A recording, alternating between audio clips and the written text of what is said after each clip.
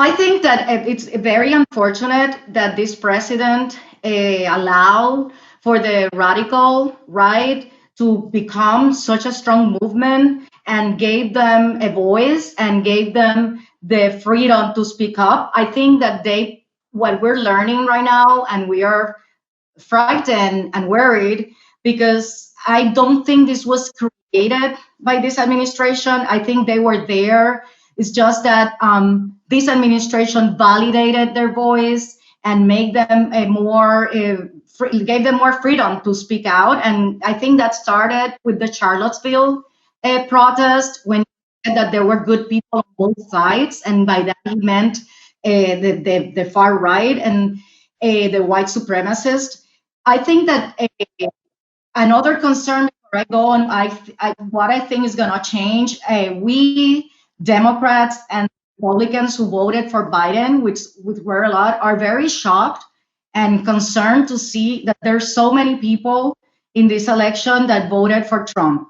I think that regardless of the final outcome, and we're pretty certain from what we're seeing today that Biden is going to become the next president of the United States, the fact that we are a nation so divided right now, it's a reason to get worried.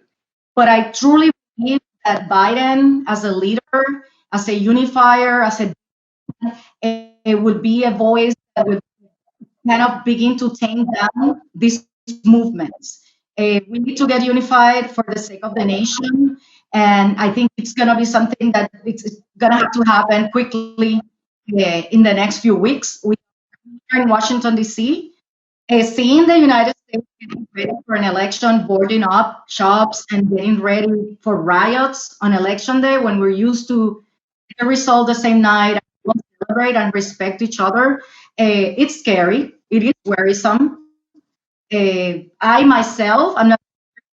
He's declared the president-elect of the United States. I'm gonna go out because we really were anxious and we don't know what to expect.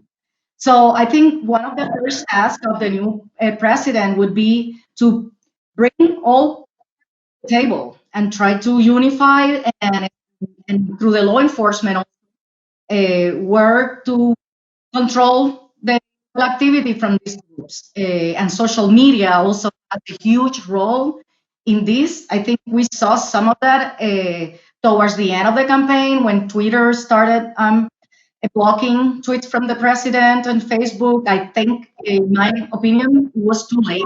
It's been happening for 4 years and helped give rise to this movement.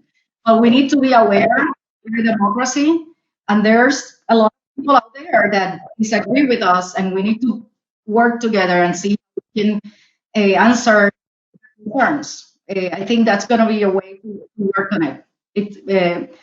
Trump got 4 million more votes than he did the last time.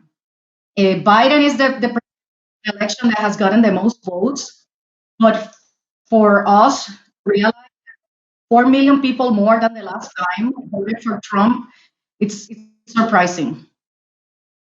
What was Donald Trump's biggest mistake? Like I already mentioned, the Charlottesville event, I think that stands at the top because when he said those words that there were good people on both sides, you completely realize that he really was recognizing the radical right and the white supremacists as a movement and gave them credibility.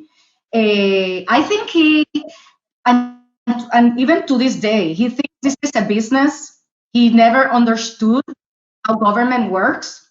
He disregarded all our institutions in a way that it was so surprising that sometimes he got away with it just because the other side and even some people in his party were not ready for the things he was doing. Like for the 4th of July, he had this party political event at the White House, completely political.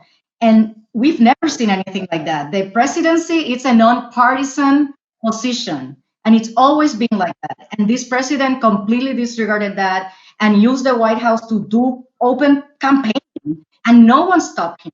And I think that not dealing with this as a business, thinking that he was going to get away with everything without negotiating, that's the second biggest mistake. And I think we're seeing a little bit of that in these past few days because in my opinion, he thinks that he's losing a case, like a case in court, and he's going to resolve it going to court. And even experts in electoral law from the Republican side are saying there's not going to be a way. The cases are getting dismissed right away. There's not fraud. He's trying to say that this is fraud, and we are already seeing, at least I'm seeing on my social media feeds, some people believing this is fraud. They're counting every vote, and the elections have run smoothly. It's just that we have many more voters, and most of the voters did it ahead, but it's like early voters. And by law, in many of the states, those votes are counted at the last ones to be counted. So that's why we're seeing these numbers shifting today in favor of Biden. So I see everything running smoothly. It's not fraud. It's so the fact that he didn't want to negotiate and ran government like a private corporation has been his biggest mistake. And then the radical movement permitting that to happen in this country for his own benefit, that has been terrible.